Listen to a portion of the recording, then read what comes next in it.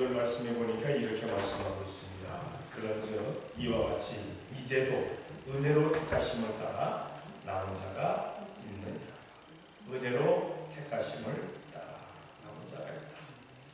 이 은혜가 어떤 은혜인가? 이스라엘이 받은 은혜라는 사실입니다. 사실 이스라엘 백성들은 하나님께서 그들을 다 진멸할지라도, 그들을 다 멸할지라도 그들이 핑계댈 수 없는 그러한 일들을 사실 하고 있었습니다.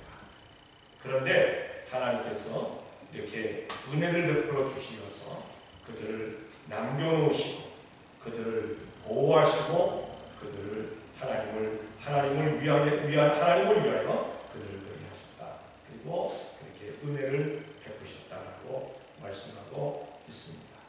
우리는 오늘 본문 가운데서 이스라엘이 왜 멸망을 당해야 됐었을까? 진멸을 당해야 됐었을까? 그런데도 불구하고 하나님이 어떤 은혜를 베푸셨을까? 그리고 은혜 받은 이스라엘은 어떤 복을 받았을까? 우리 한번 생각하면서 은혜 받기를 원합니다. 과연 우리는 하나님께 받은 은혜가 없었던가? 이스라엘만 은혜를 받고 우리는 은혜 받지 못했다면 사실 그 신앙생활 할 맛이 나겠습니까? 주일날 와서 이렇게 예배 앉아서 예배할 그러한 몸의 힘이 나겠어요? 하나님께서 나에게 주신 은혜가 있기 때문에 오늘 우리가 나와서 하나님 앞에 예배하는 줄로 믿습니다. 우리가 받은 은혜가 무엇입니까? 바로 영생입니다. 영원히 죽지 아니하는 영생을 우리가 선물로, 은혜로 받았다는 사실입니다. 가온 선물로 받았죠. 그리고 천국을 우리가 선물로 받았습니다. 예수님 믿음으로 말미암아 천국 가는 그러한 복이 우리에게 임했습니다. 뿐만 아니라 우리가 내세 천국뿐만 아니라 현세에서도 하늘에서가 된 같이 이 땅에서 잘 되는 성도가 복을 받아서 바로 천국의 삶을 누릴 수 있게끔 만들어 주셨다. 행복한 삶을 살게 도와주셨다. 이것이 바로 내가 자신이 받은 그러한 은혜라는 그러한 사실입니다. 이러한 은혜를 깨닫지 못한 사람들은 주님 앞에 나와 열심히 예배할 그러한 것을 힘을 얻지를 못합니다. 그러나 이 은혜를 아는 사람들은 하나님 앞에서 열심히 신앙생활할 수 있는 그러한 원동력이 되어지는 줄로 믿습니다. 자, 그러면 이스라엘이 왜 그들이 진멸을 당해야 할까? 선지 엘리야가 이스라엘을 하나님께 송사합니다. 다시 말해서 고발합니다. 그런데 이스라엘이 행한 일, 선지 엘리야가 들었던 그 몇 가지, 그것만 봐도 이스라엘은 진멸당해야 마땅합니다. 3절에 이렇게 송사를 합니다. 주여, 저희가 주의 선지자들을 죽였으며 주의 제단들을 헐어버렸고 나만 남았는데 내 목숨도 참나이다. 엘리야가 지금 하나님 앞에 이스라엘을 고발하는 거예요. 엘리야는 하나님의 선지입니다. 하나님의 선지가 이스라엘에게 하나님의 말씀을 선포하는 사람인데, 전달하는 사람인데, 엘리야가 얼마나 힘이 들었으면, 이스라엘이 얼마나 잘못했으면 이러한 고발을 할까, 송사를 할까. 근데 맞아요. 이스라엘 백성들은 자기들에게 오는 선지자들을 그냥 은혜로 맞아들이지 않았어요. 하나님의 말씀을 선포할 때 아멘 아멘으로 받아들이지 않았다는 사실입니다. 그들은 선지자가 복음을 전하는 하나님의 말씀을 전하면 예언하지 말아라. 그냥 너는 조용히 있어라. 그렇게 이야기를 하고 선지자들을 때리고 선지자들을 옥에 가두고 심지어 선지자들을 때려 죽이기도 했다는 그러한 사실입니다. 성경을 한번 찾아볼게요. 역대하 24장 22절. 다 같이 시작. 요아스 왕이 여호야다의 지식을 여호야다의 생각지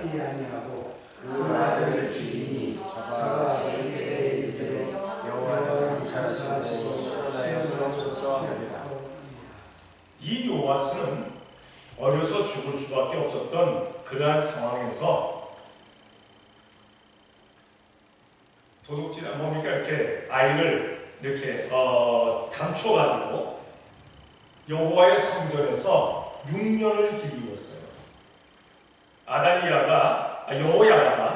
여호야다가 바로 대제사장인데 그 대제사장이 이 요아스 왕자를 감추어 놓았어요. 죽이지 못하게끔. 그래서 죽지 않고 살아서 6년을 지나고 난 다음에 여호야다가 이 요아스 왕을 왕으로 그렇게 세웁니다. 죽을 수밖에 없었던 목숨 구원함 받아서 왕이 되었습니다. 그래서 왕이 된 후에는 바로 여호야다가 살아있는 동안에는 하나님의 말씀으로 잘 행했어요. 잘 되었어요.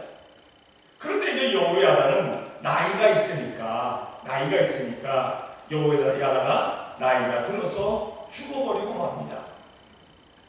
여호야다가 죽고 나니까 여호아스 왕이 자기의 그 간신들, 그 신하들, 그들의 말을 듣고 하나님을 섬기는 곳에서 이제 떨어져 나가게 됩니다.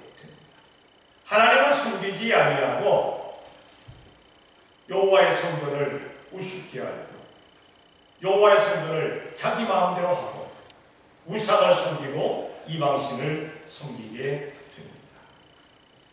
보다 못한 여호야다의 아들 스가랴가 그도 제사장입니다. 하나님의 말씀을 그에게 선포합니다. 요아스 보고 깨달으라고 이야기를 합니다. 그런데 요아스는 그 말을 듣지 않습니다. 그리고는 그를 무리들과 함께 돌로 때려 죽입니다.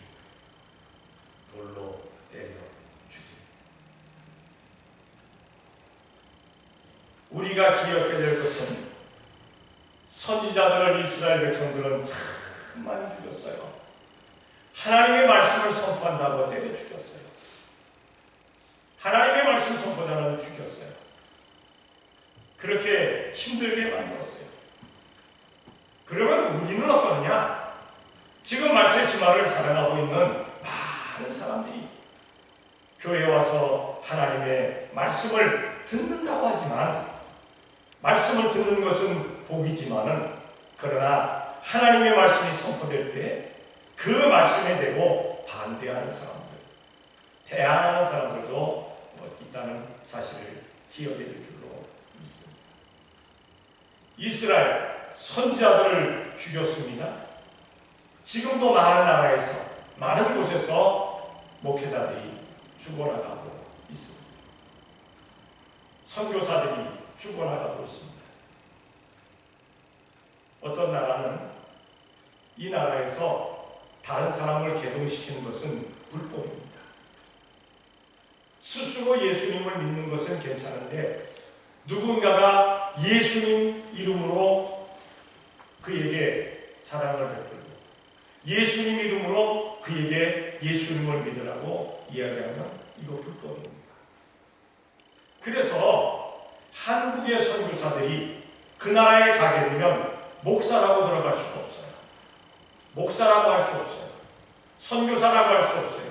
그냥 선생님이라고 얘기합니다. 그저 사업가라고 얘기합니다. 그래서 복음을 그렇게 전해왔는데 물밑에서 복음을 전해왔는데 대한민국의 어떤 방송국이 언론사가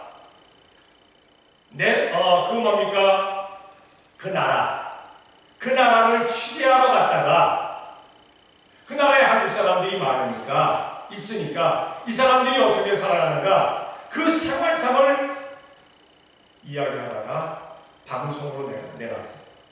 그런데 그 방송으로 내놨더니 거기에 예수님의 이름이 나오고 거기에 하나님의 이름이 나오고 성령님의 이름이 나오고 하니까 그것을 그냥 한국에서만 봤으면 되는데 그 반대하는 나라가 그것을 본 거예요.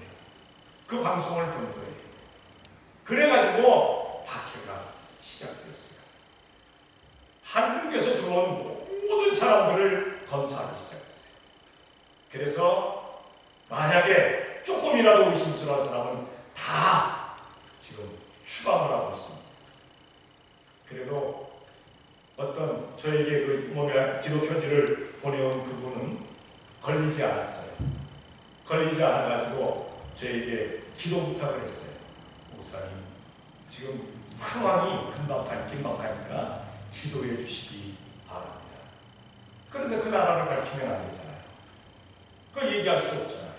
그냥 박해받는 곳에 있는 선교사와 선교인들 지켜주시옵소서 기도할 수밖에 없잖아요. 거기뿐만 아니에요. 예수님 믿는다고 그냥 두들겨 맞아가지고 불에 태워서 죽이는 사람들도 나라들도 있어요. 이러한 많은 폐역을 하는 이스라엘.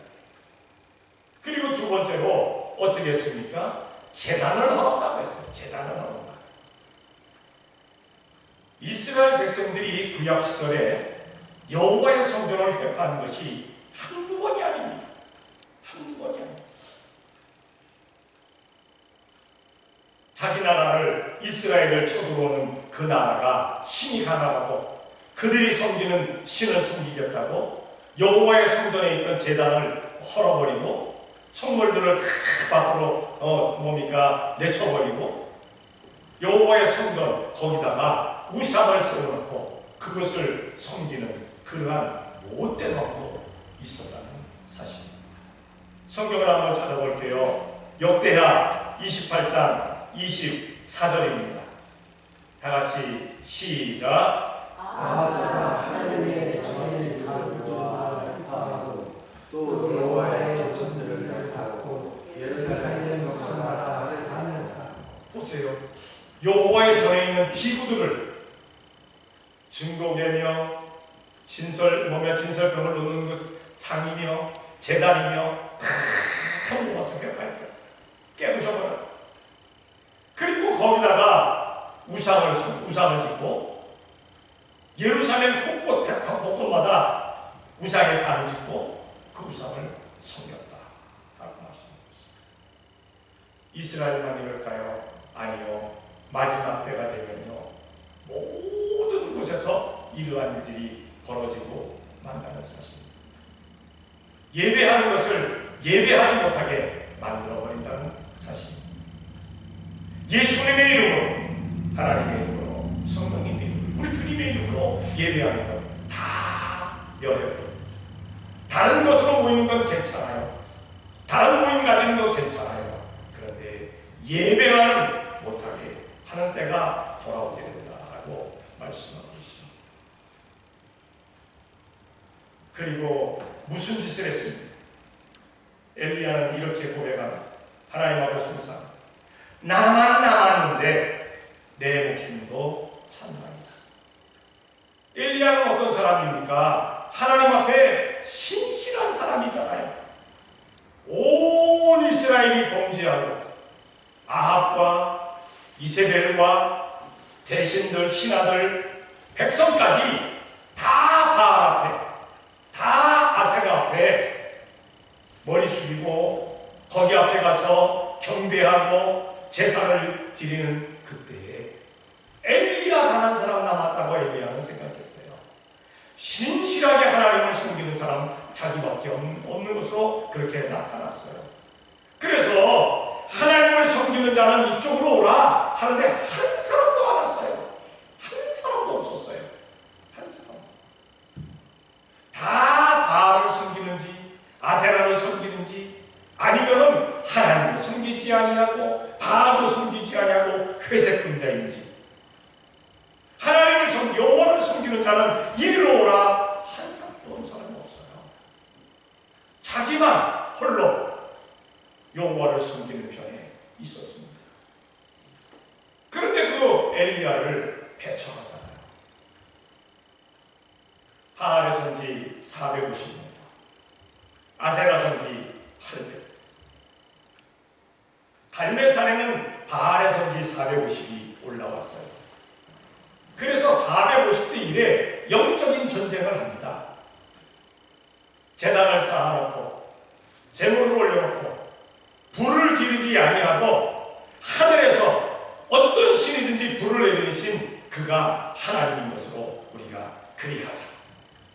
이스라엘 백성들도 그것은 맞다고 합니다. 왜? 하늘에서 불이 내려와서 그 제단을 제단의 제물을 불살라 버린다는 게 쉬운 일 아니잖아요. 아무나 할 수 있는 거 아니잖아요. 아무 신이나 할 수 있는 건 아니잖아요. 그러한 신이라면 전능하신 신이라고 얘기할 수 있잖아요. 그래서 바알의 선지자가 먼저 그냥 바알이여 부르고 춤추고 안 되니까 자기 몸을 찢고 피를 내면서 길길이 뜁니다. 되지 아니합니다. 그들이 지쳐 더 이상 할 수 없을 때 엘리야가 백성들에게 이야기합니다. 무너진 여호와의 단을 쌓자. 12단을 쌓습니다. 12돌을 올려서 단을 쌓습니다. 그리고 나무를 벌려놓습니다. 그리고 재물을 올려놓습니다. 그리고는 이야기합니다. 물통에 물을 들어서 이 재물에다 갖다 부어 4통을 갖다 부었습니다. 촉촉하게 젖었습니다. 엘리야가 다시 또 갖다 부으라 합니다. 완전히 물에 잠깁니다. 8통을 부습니다. 그 다음에 또 갖다 부습니다. 12통을 갖다 부었습니다. 도랑을 파놨는데 도랑까지 제단 주위에 있는 도랑까지 물이 가득히 찼다라고 성경은 말씀하고 있습니다. 그때 엘리야가 하나님 앞에 기도합니다. 여호와 하나님이시여, 하나님께서 여호와이심을, 그리고 제가 여호와의 선지임을 이들로 알게 하여 주시옵소서. 하나님, 이 재물 위에 불이 내리게 도와 주시옵소서. 기도가 떨어지자마자 하늘에서 불이 내려왔습니다. 재물도 불살랐습니다. 나무도 태워버렸습니다. 도랑에 있는 물도 말려버렸습니다. 돌도 완전히 불에 흘러버리고 말았다는 사실입니다. 이렇게 되면 하나님의 사자인 것을 보고 깨달아야 될 텐데요. 아합이나 이세벨은 돌이킬 생각을 안 합니다. 그를 따르는 자들은 돌이킬 생각을 안 합니다. 그래서 엘리야를 죽이겠다고 그렇게 협박을 합니다.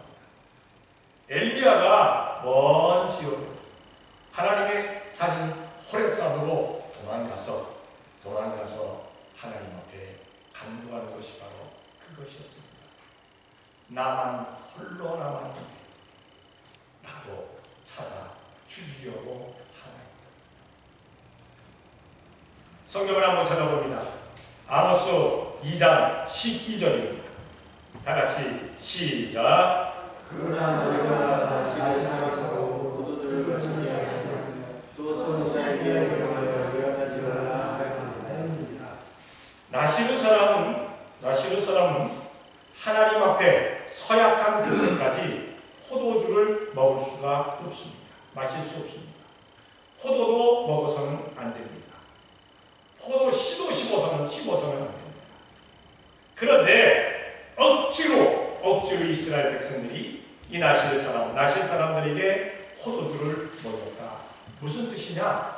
하나님하고 소원하는 것, 서약한 것 깨게 만들었다는 겁니다. 그거 깨라. 그거 파기해라. 그리고는 뭐라고 말씀합니까? 선지자로 예언하지 말라. 선지자는 어떤 사람입니까? 하나님의 말씀을 선포하고 예언을 하는 사람들입니다. 그런데 하지 말라라고 그렇게 협박을 하는 것을 보게 됩니다. 교회에서 하나님의 뜻대로 살려고 애쓰고 노력하는 사람들, 회방하고 조롱하면서 실망케 만드는 경우들도 없지 않아 있습니다. 열심히 신앙생활하려고 하는데 그런다고 뭐가 나타나? 그런다고 뭐가 돼? 안 된다니까 라고 하는 사람들도 없지 않아 있습니다. 뿐만 아니라 마지막 때가 돼가니까 강단에서 하나님의 말씀 선포하는 것도 싫어합니다. 세상 이야기, 세상 이방과 하는 것은 좋아합니다. 그런데 하나님의 말씀을 선포하면 귀를 막고 안 들으려고 한다는 사실입니다. 그래도 감사하게는 우리 교회에서는 아직 그러한 역사가 일어나지 아니하니까 감사합니다. 하나님의 말씀에 아멘할 수 있으니까 감사합니다. 소원한 것 깨달고 하지 아니하니까 감사합니다. 이렇게 이스라엘은 패악을 저질렀어요. 선지자를 죽입니다. 제단을 헐어버립니다. 신실한 자들을 배척합니다. 이스라엘만 그렇겠어요? 이스라엘만 그렇겠어요? 이렇게 하는 사람들 없지 않아 있을 줄로 압니다.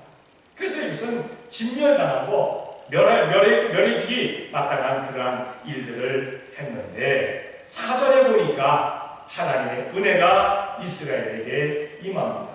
뭐라고 말씀하십니까? 저에게 하신 대답이 무엇이뇨? 내가 나를 위하여 바알에게 무릎을 꿇지 아니한 사람 7천을 남겨두었다 하셨으니 라고 말씀하고 있습니다. 하나님께서 이스라엘에게 어떤 은혜를 내리셨는가? 하나님을 위하여 7,000명을 내가 남겨두었다. 다시 말해서 남겨두셨다는 사실입니다. 이스라엘에 지금도 예수님을 그들이 믿지 않고 있습니다. 그러나 거기 지금도 예수님을 믿는 사람을 남겨두셨다는 사실입니다. 대한민국이 사실 뭡니까? 6.25 전쟁이 터지고 나서 북에 있는 북한 사람들이 많이 넘어오고 그러면서 믿음의 사람들이 엄청 성도들이 목사님들이 많이 넘어왔습니다. 대다수 넘어왔습니다. 그런데도 불구하고 거기에 남아있는 사람들도 있었습니다. 그러나 그 사람들 대부분이 종교 탄압에 의해서 다 몰살당했습니다. 그런데도 불구하고 거기에 지금도 믿음의 사람이 있다라는 이야기들을 나오는 것을 보게 됩니다. 어쨌든 우리는 그 남아있는 백성들을 위해서, 남아있는 믿음의 사람들을 위해서 우리가 기도할 수 있는 우리가 되어야 될 줄로 믿습니다. 이사야 6장 13절을 한번 찾아봅니다. 다 같이 시작.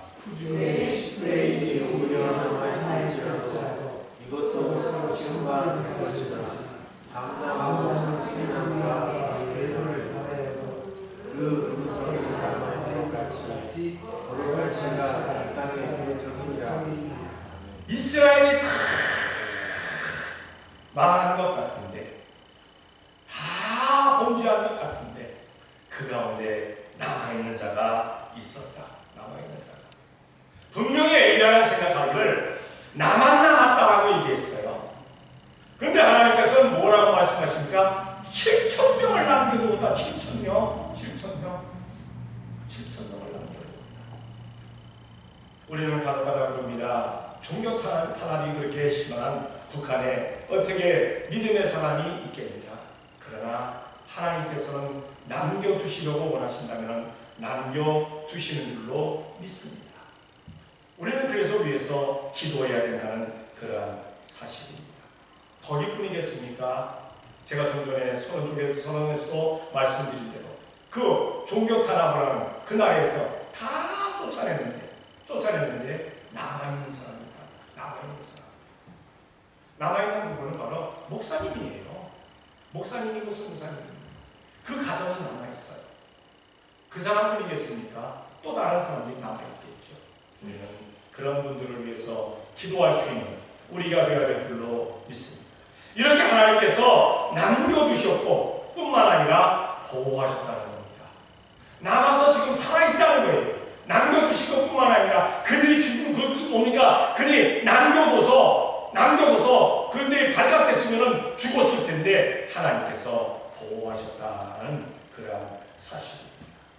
성경을 한번 찾아볼게요. 사무엘상 25장 29절입니다. 다 같이 시작. 사람이 일어나서 너희를 쫓아 너희의 주님을 찾을지라도 내 죄의 것은 내 죄의 하나님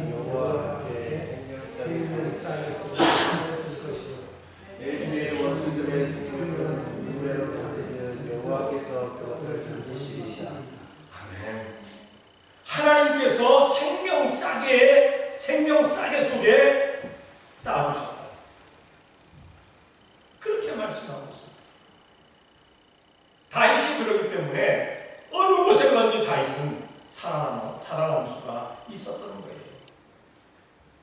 하나님께서 쌓아주셨습니다. 그 장중원에 붙들어 주셨습니다. 일본의 원자폭탄이 떨어졌을 때도 그 원폭에 떨어진 그 중앙에서 살아난 모자가 있었어요.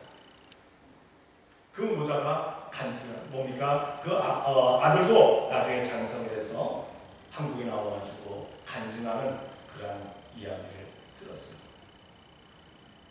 번쩍 하는데 하나님께서 자기들을 감싸 주신 거예요.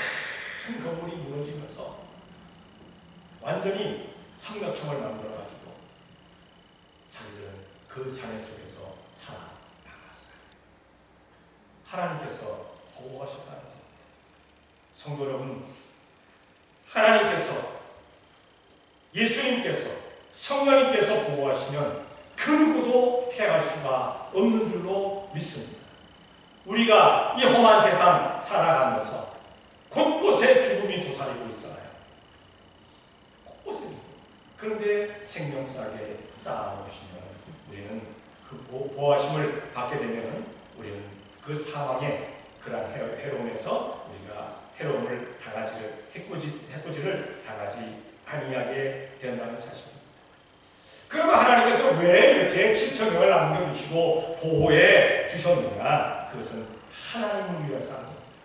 이스라엘을 위해서 한 것이 아니라 하나님을 위해서.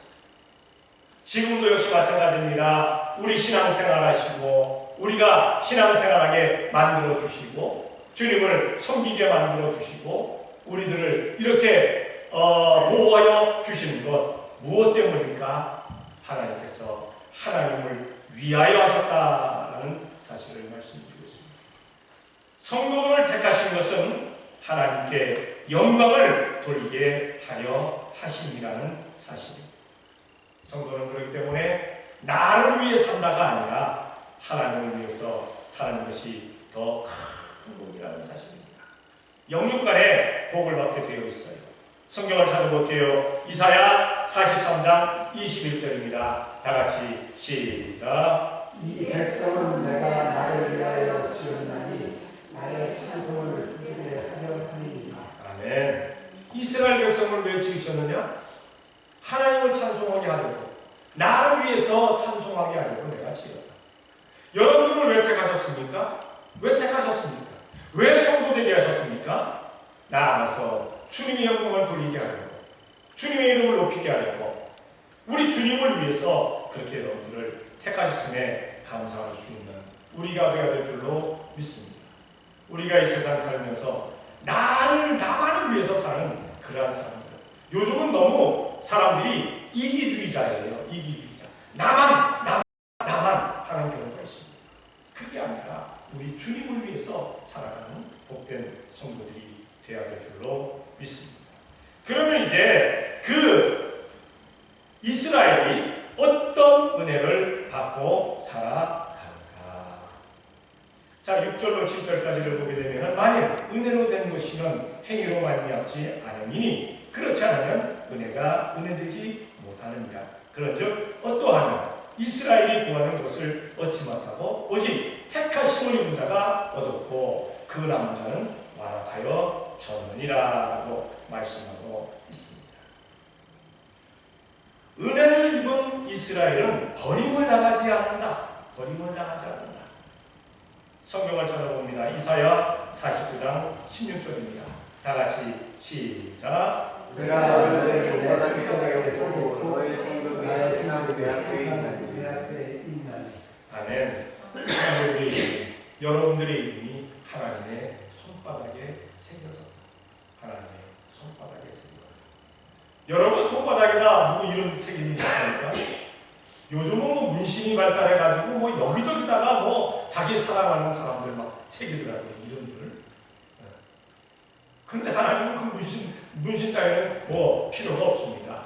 하나님께서 우리를 손바닥에다가 새겨 놓으셨다라고 말씀하고 있습니다.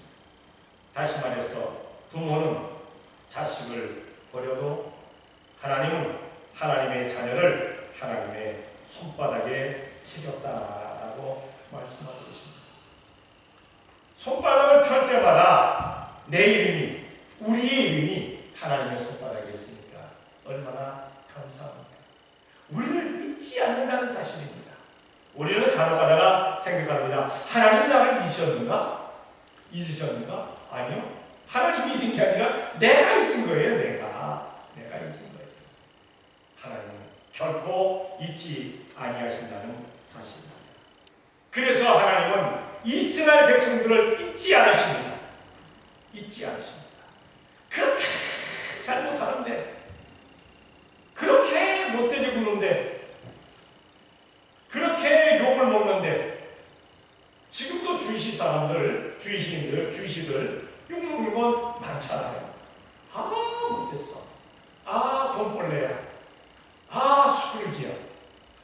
그런데도 불구하고 그들이 복을 받고 살아요. 왜? 하나님이 기억하셨으니까.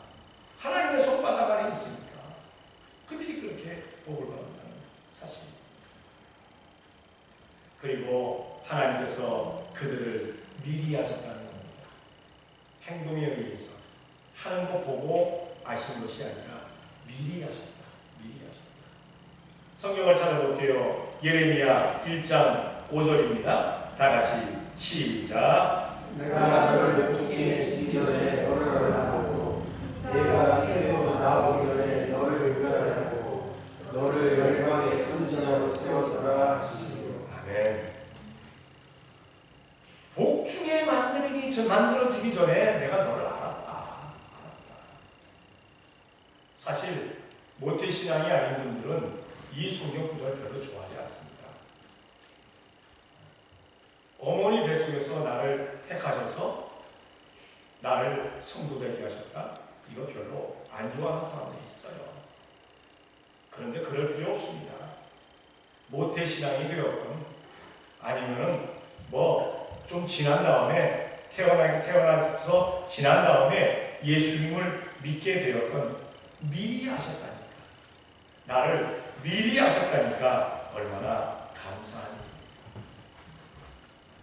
미리 알았더라면 얼마나 좋았습니까? 하는 사람들 봅니다. 그런데 하나님은 미리 하셨다고 했어요. 미리 하셨다고 분명히 말씀하고 계십니다. 우리가 창조되어지기 전에, 우리가 태에서 만들어지기 전에 하나님은 미리 하셨다고 말씀하고 있습니다. 그리고 마지막으로 하나님께서 택해 주심에 대해서 말씀하고 있습니다. 하나님이 택해 주셨다. 하나님의 택하심은 즉흥적인 그런 택하심이 아닙니다. 창세전에 이미 택하셨다는 겁니다. 그래서 변치 않는다는 겁니다. 우리 믿음의 사람들, 창세전에 나를 택해 주심에 감사하는 우리가 되어야 될 줄로 믿습니다. 성경을 한번 찾아볼게요. 에베소서 1장 4절입니다. 다 같이 시작. 곧 창세전에 그리스도 안에서 우리를 택하사 우리가 사랑해서 그 앞에 거룩하고 존귀하게 하시려고. 어떤 계기를 통해서 예수님께로 돌아왔던지 창세전에 택하셨다. 세상이 만들어지기 전에 우리를 택하셨다고 말씀하고 있습니다. 창세전에 택하시는 그 하나님께서 우리를 놔버리겠습니까? 아닙니다. 택한 사람은 절대 놓지 아니하십니다. 끝까지 지켜주시고 주님의 장막에 붙들어 주신다는 그러한 사실입니다.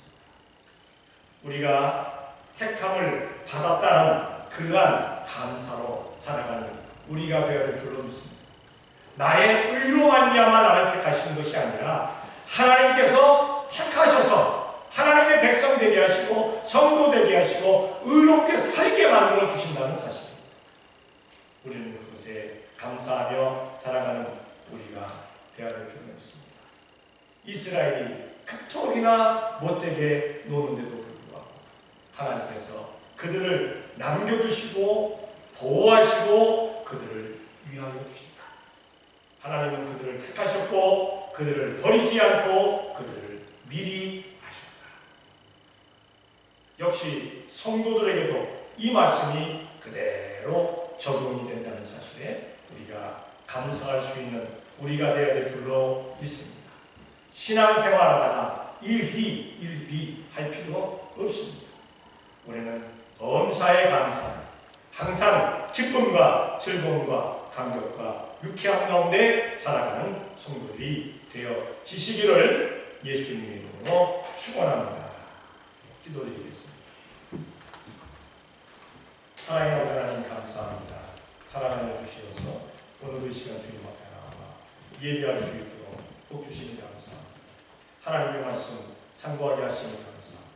사랑하시는 하나님 주신 말씀 가운데서 우리 주님께서 저희들을 사랑하여 주시고 은혜 베푸신 것 감사합니다.